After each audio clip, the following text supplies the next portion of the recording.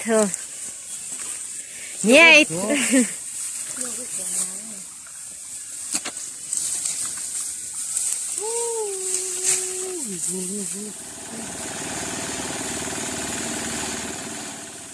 ฮัลโหลสบายดีทุกคนคือช่วงนี้เป็นฤดูที่เก็บเกี่ยวข้าวไถข้าวนาและมื้อนี้ที่พามาเบิ่งเกี่ยวข้าวในอุปกรณ์ของเราในมื้อนี้ที่สิใส่เกี่ยวข้าวแต่ว่ามันจะลำบากหน่อยนึงเพราะว่าน้ำมันยังมีน้ำบักละลายน้ำบ่แห้งเนี่ยกงกันข้ามกับตอนปลูกเลยตอนปลูกเนี่ยน้ำบ่มีเอาแถวว่าได้ถาบงนุนปลูกดินก็มาแข็งบัดตอนเก็บเกี่ยวแล้วน้ำบักละลายเป็นอะไรไปเกี่ยวน้ำกันปะเบิ่งสภาพของนาตอนปลูกกับตอนเก็บเกี่ยวในแตกต่างกันสุด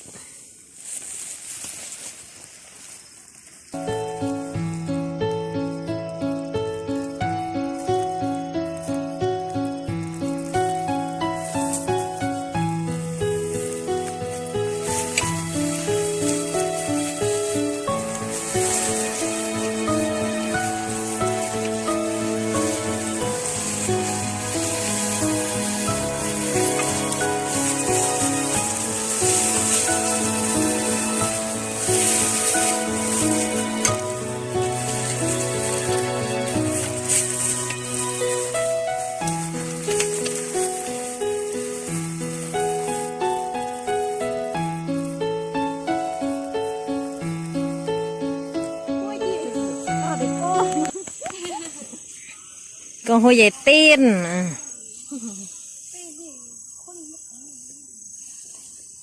ใครเยอะลูกพูดทานตำทุยเลย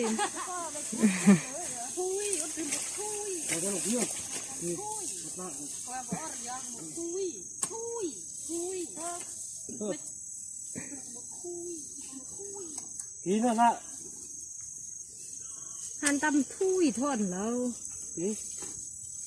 นี่ปะทอนเบิ่งดูเขาหน้าปีนี้เนี่ยลมว่าเนี่ยเกี่ยวกับบักยากยำได้สิแล้วนะเนี่ยนี่เนาะ